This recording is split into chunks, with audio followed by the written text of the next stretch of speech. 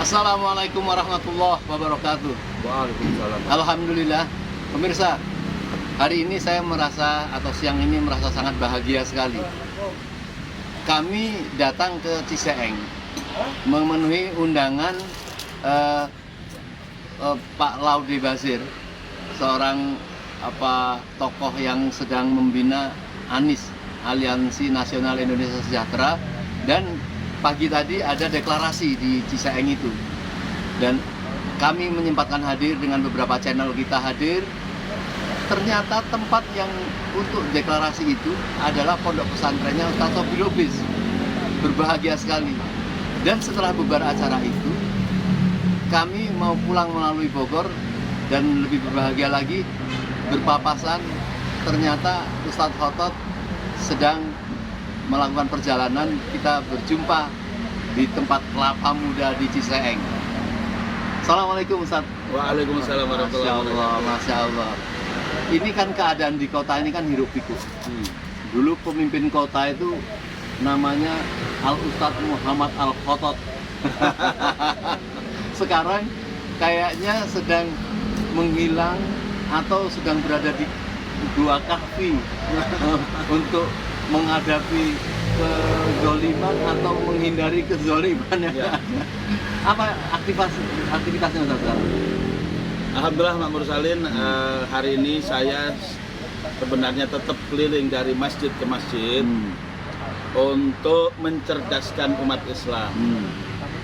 Bagaimana cara mencerdaskannya adalah dengan meningkatkan taraf berpikir mereka dan mengajak mereka berpikir dengan sudut pandang Al-Quran. Jadi saya mengajarkan di tiap-tiap masjid Al-Quran, walaupun satu ayat tapi masuk ke dalam hati, Pak.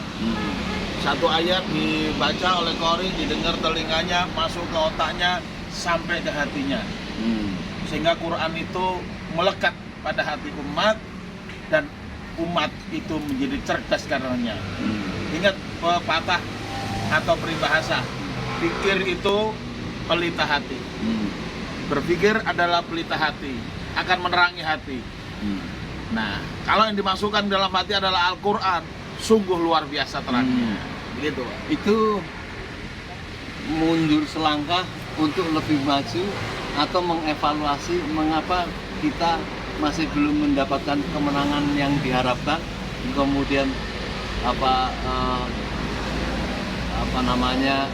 semacam kontemplasi dulu. Ya, begini, kita mengumpulkan bekal untuk perjuangan ke depan. Kita tahu perjuangan tidak bisa hanya dengan euforia, tapi perjuangan harus disertai dengan kemampuan berpikir yang mendasar, dengan membangun kesadaran politik, memandang dunia dengan sudut pandang tertentu. Dalam hal ini sudut pandang yang mendasar adalah sudut pandang akidah Islam, sudut pandang Al-Quran. Kita tahu Al-Quran itu diturunkan oleh Allah Subhanahu wa Ta'ala dalam surat Yusuf ayat 2. Inna anzalnahu Qur'anan Arabiyyan la'allakum ta'qilun. Sesungguhnya kami turunkan Al-Quran dalam bentuk bacaan dalam bahasa Arab agar kalian berpikir. Jadi insya Allah kalau umat ini kita latih berpikirnya dengan sudut pandang Al-Quran, umat Islam ini akan jadi cerdas, Supaya kita mendapat kebenaran yang hakiki ya. betul, dan umat ini nggak mudah ditipu lagi. Kalau kemarin-kemarin banyak ditipu, ya wajar lah. Ya. Tapi besok nggak ada lagi yang bisa menipu. Hanya sebagaimana Allah juga berfirman, al-haqqu min rabbika fala takunanna minal mumtarin. Ya? Betul. Kebenaran yang kita peroleh tidak boleh ada keraguan Ya. terhadap itu dan menjadi betul. dasar. Dan Nabi mengatakan begini, innallaha yarfa'u bihadzal Qur'an aqwaman. Sesungguhnya Allah akan mengangkat derajat bangsa-bangsa manapun, termasuk bangsa Indonesia, dengan Quran. Jadi dengan Quran orang menjadi lebih cerdas, lebih kreatif. Iya, iya, Masya Allah. Jadi memang sebelum melangkah memang harus tepat dulu ya, pikir, zikir dan sebagainya itu harus tepat baru melangkah. Kira-kira menghilangnya selama itu memang untuk itu, Ustaz. Pasti akan suatu saat akan tetap berbicara terhadap. Betul. Nah, sekarang begini, Ustaz. Ini kebetulannya. Kan kita tahu bagaimana kita mempunyai seorang gubernur di DKI Ya. yang mungkin kalau tidak salah ya pastilah salah satu juga ikut berjuang lah waktu Ya, saya masuk penjara karena itu. Masya Allah. Nah, sekarang ini kan kepemimpinan Anies Baswedan ini kan hampir berakhir. Seharusnya tidak berakhir. Ya, hampir berakhir ya dengan fakta hukum dan seolah diganti, hanya ditunjuk orang yang tidak dipilih berdarah-darah, kemudian penggantian itu oke lah diterima. Yang jadi persoalan sekarang misalnya, ini sedang ramai. Firly, seorang ketua KPK, itu mengatakan akan menargetkan Anies masuk penjara. Dan sebelumnya didahului oleh perkataan dari Andi Arief dari Partai Demokrat. Sontak kan reaksi kan luas dari mana-mana. Dan mereka akan menjaga dan kalau perlu ya berdarah-darah menjaga ada penzoliman seorang pemimpin yang tidak bersalah, dicari-cari kesalahannya. Mungkin bisa komentar sedikit masalah itu. Ya, kita tahu KPK adalah Komisi Pemberantasan Korupsi. Kalau benar-benar KPK itu bekerja sesuai dengan maksud dan tujuan di bentuknya KPK, maka mestinya semakin kesini korupsi itu semakin tidak ada. Nah, tapi ini kok ada terus? Itu menjadi pertanyaan buat KPK. Buat apa adanya KPK? Apalagi kalau apa yang disampaikan Pak Mursalin tadi, seandainya itu ketua KPK memang mengatakan begitu, akan menargetkan seseorang untuk ditangkap. Ini sudah bukan style KPK. Ini style partai politik yang punya target itu partai politik. Nah, oleh karena itu patut diragukan kalau seandainya ketua KPK melakukan itu. Tapi saya ingatkan umat harus waspada. Jangan-jangan benar-benar itu akan dilakukan. Ya, oleh karena itu tolong cari jejak digitalnya. Benar nggak dia mengatakan akan menargetkan menangkap? Enggak, itu saya kira diperjelas di majalah Tempo memang perkataan-perkataan bukti-bukti itu. Tetapi memang dikatakan di dalam majalah Tempo itu ada beberapa orang anak buahnya yang diperintahkan untuk menyidik, dia menolak. Nah, apakah kemudian menjadi penyidik yang lain atau kemudian, tapi upaya itu kayaknya memang ada. Ya. Jadi begini, kalau yang namanya Komite Pemberantasan Korupsi, ya itu tujuannya harus untuk menghilangkan korupsi. Berarti yang diberantas adalah orang yang benar-benar korupsi. Tapi kalau orang yang jelas selama ini bersih, hasil kerjanya nyata, ya, kemudian kekayaannya juga nggak tiba-tiba mencuat selama dia menjadi pejabat, ya, kekayaannya mungkin biasa-biasa aja gitu, bahkan yang saya dengar juga malah turun. Lah ini kan nggak layak untuk ditargetkan. Ya, jadi saya kira ini satu permainan politik lah yang kayak gitu. Ya, protes dari banyak kalangan itu memang kalau menyangkutkan pada masalah korupsi, tentu ada yang lain yang sebenarnya sudah selesai. Sangat banyak. Saya sebagai Sekjen Forum Umat Islam kurang lebih setahun yang lalu, ya, mungkin lebih bukan kurang, ya. Itu saya udah ingatkan yang namanya Harun Masiku itu malah hilang sampai sekarang. Itu saudara Firly, Harun Masiku tuh tangkap. Coba. Dan masih banyak yang lain, EKTP segala macam. Itu banyak. Ini Anies belum jelas perkaranya apa. Yang saya dengar katanya Formula E. Loh, Formula E itu malah dipuji-puji internasional. Membanggakan bangsa Indonesia, kok di sini malah jadi perkara korupsi. Nggak mudeng, Pak. Ya. Dan oleh BPK. Dan nampaknya yang jadi masalah sengaja dilakukan itu supaya partai-partai politik tidak berani mengusung nama Anies. Ini yang jadi masalah. Apalagi itu yang namanya target. Kalau itu dikaitkan dengan itu berarti memang mentarget. Saya ingatkan kepada seluruh pimpinan partai-partai politik, keberadaan Anda tidak lama.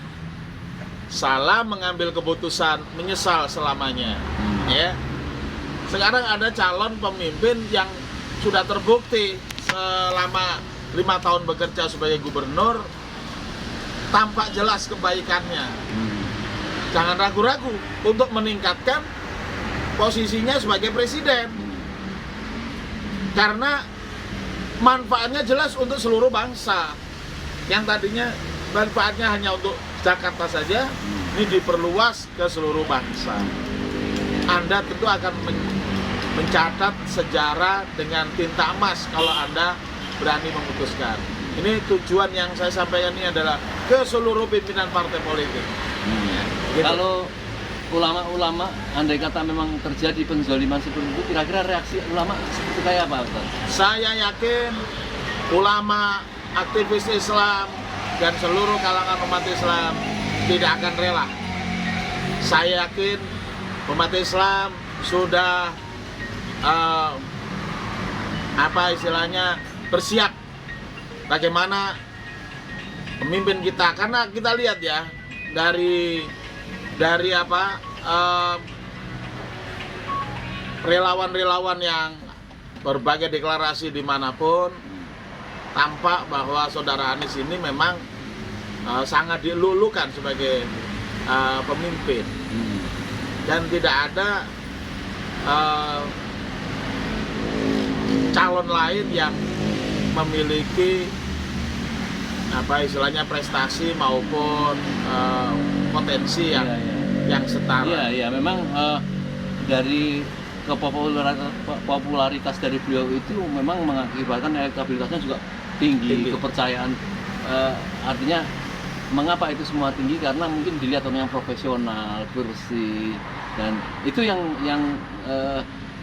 dikhawatirkan.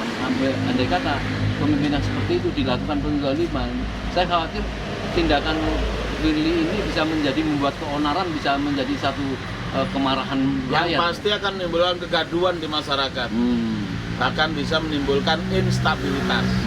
Ini yang harus dijaga oleh Pak Firly, jangan sampai hal itu terjadi. Dan tolong jangan ada pembisik-pembisik yang menjerumuskan Pak Firly, baik dari kalangan partai atau kelompok kekuatan manapun. Ya, biarkanlah bangsa Indonesia bisa tinggal landas dengan pemimpin yang betul-betul visioner, pemimpin yang betul-betul punya kemampuan, pemimpin yang betul-betul menunjukkan itikadnya sebagai pemimpin bagus. Ya, sebagaimana Rasulullah dikatakan dalam Al-Quran, laqad ja'akum rasulun min anfusikum azizun alaihi ma'anitum harisun alaikum bil mu'minina raufur rahim. Ya, sungguh telah datang seorang rasul kepada kalian, azizun alaihi ma'anitum, sangat berat terasa olehnya penderitaan kalian. Memang pemimpin itu adalah pemimpin yang nggak bisa tidur kalau rakyatnya menderita, bukan pemimpin yang malah menyengsarakan rakyat. Nah, Pak Anies dengan slogannya maju kotanya, bahagia warganya, sudah membuktikan hal itu. Nah, sekarang tinggal diperluas, maju negaranya, bahagia warganya, warga negaranya, begitu. Untuk seluruh Indonesia. Nah, kenapa Indonesia ini harus maju? Itulah cita-cita dari proklamasi kemerdekaan. Jadi jangan punya pikiran yang macam-macam. Saya menyaksikan sekali bahwa keberhasilan humanisme Anies dipersaksikan oleh seluruh provinsi di Indonesia. Bahkan mereka berkeinginan jangan yang mendapat satu pemilihan kayak Anies diminta untuk memimpin Indonesia dari Jakarta. Ya, saya berharap Pak Anies harus independen dari seluruh kekuatan politik manapun, apalagi kekuatan oligarki. Pak Anies hanya dependen kepada Allah Subhanahu wa Ta'ala, bekerja untuk Allah Subhanahu wa Ta'ala untuk mensejahterakan masyarakat. Karena hakikat daripada politik itu adalah ri'ayatus syu'unil ummah, memelihara urusan umat. Saya berharap Pak Anies nanti menjadi RI 1 betul-betul bisa mewujudkan itu. Rakyat dipermudah untuk mendapatkan sandang, pangan, dan papan, ya. Urusan sembako segala macam beres di tangan Pak Anies. Kita tahu Pak Anies sudah terbukti kemarin punya Jakarta yang nggak ada sawahnya saja bisa mengekspor beras ke Arab Saudi. Ini kan dasar. Lah kalau Pak Anies berkuasa untuk seluruh Indonesia, ekspor berasnya dan ekspor macam-macam akan lebih banyak lagi, dan itu menguntungkan bangsa Indonesia. Sehingga nantinya yang namanya pendidikan, yang namanya kesehatan, yang namanya keamanan, semua gratis untuk rakyat. Baik, luar biasa, luar biasa. Itu harapan kita kepada Iya, iya. Pak Anies. Pak Iya. Anies pro rakyat. Ya, ya. Nah, itu yang kita harapkan. Ya, terakhir di masa untuk meninggalkan balai kota akan ada satu yang dilakukan para ulama, misalnya berdoa atau apa gitu. Ya, kita akan adakan istighosa untuk keselamatan bangsa. Misalnya. Ya, dan ucapan terima kasih tentunya kepada Pak Anies, dan kita berdoa, beristighosa, mohon pertolongan kepada Allah supaya tidak terjadi lagi kezaliman-kezaliman, ya, baik kepada rakyat maupun kepada ulama. Kita sangat berharap agar para aparat keamanan itu bisa betul-betul menjalankan fungsinya. Jangan sampai salah dalam menjalankan fungsinya. Urusan apapun kacau. Ini kan sekarang seperti kasus di Malang itu kan, masa urusan sepak bola sampai mati berapa 120 orang itu kan, ya kalau kata Bang Haji Roma Irama, terlalu gitu. Nah, Baik. kita harapkan nanti dengan kepemimpinan yang betul-betul mengayomi seluruh warga negara, maka insya Allah aparat pun bekerja dengan tenang. Saya yakin terjadinya kekacauan itu karena aparat nggak tenang sebenarnya. Iya, iya, Gitu. iya. Dan yang menarik, saya malah jadi tertarik lagi sekarang ini. Bagaimana stadion yang JIS Jakarta International Stadion itu yang dibangga-banggakan oleh seluruh dunia, bahkan oleh ketua PSSI dikatakan menjadi yang kurang standar dan sebagainya. Ini malah terjadi Mungkin di salah stadion- makan obat itu, Pak. Masalah. Baik, pemirsa Ikhwan Fillah rahimakumullah, saudara-saudara kaum muslimin seluruh Indonesia, tadi sudah disampaikan Ustaz Otot, kita sebagai kaum muslimin akan terus menjaga dan berdoa kepada keselamatan Bang Anies, semoga bisa membawa Indonesia kepada yang lebih baik, menjadi Presiden Republik Indonesia tanpa ada yang mengganjal, bermain dengan fair. Kita berdoa kepada Allah. Terima kasih Ustaz Otot. Assalamualaikum warahmatullahi wabarakatuh. Waalaikumsalam warahmatullahi wabarakatuh.